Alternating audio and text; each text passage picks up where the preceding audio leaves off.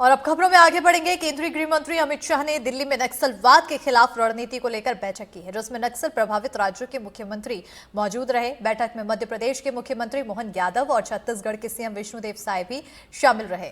बैठक में अमित शाह ने नक्सलियों से अपील करते हुए कहा कि बंदूक छोड़कर विकास से जुड़े। इस दौरान शाह ने छत्तीसगढ़ सरकार की भी तारीफ की।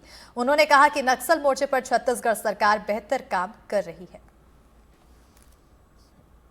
माननीय प्रधानमंत्री जी ने 2 अक्टूबर को झारखंड की भूमि से धरती आबा जनजातीय ग्राम उत्कर्ष अभियान चलाया और वामपंथी उग्रवाद प्रभावित क्षेत्र में 15,000 से ज्यादा गांव और लगभग 1.5 करोड़ की आबादी को व्यक्तिगत सुविधाओं के लिए और ग्रामीण क्षेत्र के संपूर्ण सैचुरेशन के लिए ये धरती आबा जनजातीय ग्राम उत्कर्ष अभियान एक मील का पत्थर साबित होने वाला है।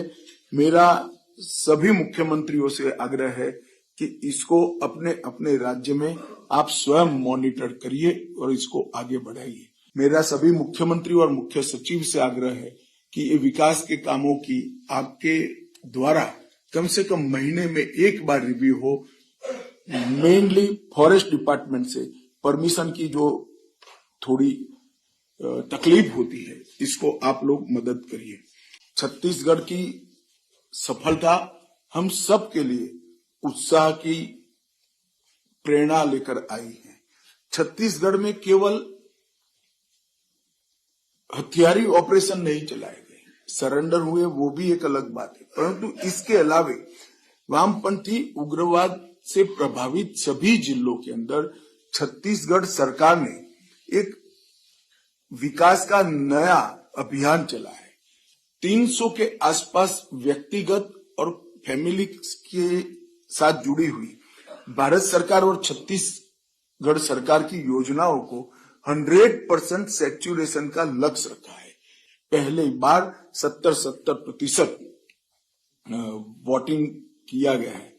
सुरक्षा वैक्यूम को कम करने के लिए 2019 से अब तक हमने 280 नए कैंप बनाए हैं, 15 नए ज्वाइंट टास्क फोर्स बनाए हैं और सीआरपीएफ की 6 बटालियन नई अलग अलग राज्यों में राज्य पुलिस की सहायता में हमने भेजा है। क्योंकि जनवरी से अब तक लगभग 194 नक्सली छत्तीसगढ़ में सुरक्षा बलों के साथ मुठभेड़ में मारे गए हैं, 801 गिरफ्तार हुए हैं और 742 ने आत्मसमर्पण किया है। मैं देश भर में नक्सलवाद के साथ जुड़े हुए युवाओं को आज के इस सम्मेलन के माध्यम से अपील करना चाहता हूं, चाहे नॉर्थ ईस्ट हो, चाहे कश्मीर हो, चाहे वामपंथी उग्रवादी क्षेत्र हो, सब जगह लगभग कुल मिलाकर 13,000 से ज्यादा लोगों ने हथियार छोड़े हैं और मेन स्ट्रीम में शामिल हुए हैं। यहाँ पर जो आज भी नक्सली युवा हथियार लेकर ये नक्सलवाद की प्रवृत्ति में लिप्त है, मेरा उनसे आग्रह से विनती है कि हथियार छोड़िए, मेन स्ट्रीम में आइए। सभी राज्यों ने आपके पुनर्वसन की योजनाएं, बहुत ल्यूक्रेटिव योजनाएं बनाई हैं, इसका फायदा लीजिए और देश के विकास में आपका योगदान दीजिए। और अब खबर दंतेवाड़ा से है, जहां नारायणपुर बॉर्डर पर थुलथुली के जंगल में हुई मुठभेड़ में 31 नक्सली मारे गए थे। जिस पहाड़ पर नक्सली कैंप किए हुए थे उसी जगह एनडीटीवी की टीम पहुंची। ग्राउंड जीरो से हमारे सहयोगी पंकज सिंह भदौरिया की एक्सक्लूसिव रिपोर्ट देखिए। इस वक्त हम गवाड़ी के उस ग्राउंड जीरो पर मौजूद हैं जहां पर कल बहुत ही बड़ी मुठभेड़ हुई थी, जिसमें दंतेवाड़ा और नारायणपुर के जवानों ने एक संयुक्त ऑपरेशन चलाया था, जिसमें दंतेवाड़ा के जवानों ने 31 नक्सलियों को मार गिराया था। देख सकते हैं कि ये वही ग्राउंड है। एक बार मैं अपने साथी से कहूँगा कि इस तरफ घुमाइए, नक्सलियों का ही ठिकाना है ये। नक्सली इसी जगह में कैंपिंग की हुई होती, यही वो पहाड़ है। ये आप देख सकते हैं, इस तरफ दिखाइए, ये आपको दिख रहा होगा कि एक पहाड़ के पीछे का निचला हिस्सा है, जहाँ पर नक्सली एकदम महफूज ठिकाने पर बैठे हुए थे। देख सकते हैं कि यहाँ पर इतने बड़े बड़े पेड़ हैं, इतना ये डेंसिटी जंगल का इलाका है कि यहाँ पर किसी का पहुँच पाना बेहद ही मुश्किल है। हम भी लगभग 7 घंटे के सफ़र के बाद यहाँ पर पहुँचे हैं, जिसमें से हमने कई किलोमीटर तो मोटरसाइकिल से तय किया और लगभग हम 10-15 किलोमीटर तो चल चुके होंगे पैदल। 3 किलोमीटर तो पहाड़ हमने चढ़ा। आप देखिए कि यहीं पर हमें वहाँ सामने पैकेट के निशान दिखाई दे रहे थे।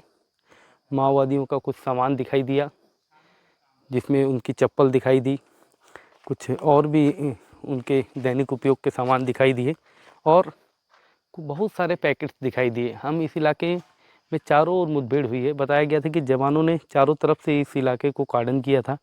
उसके बाद एक साथ हमला बोला, यानी कि सोच सकते हैं कि जवानों का जो सूचना तंत्र था इतना मजबूत था कि माओवादियों की टीम को ये भनक नहीं लगी कि इस इलाके पर जवान कहीं से आ भी सकते हैं।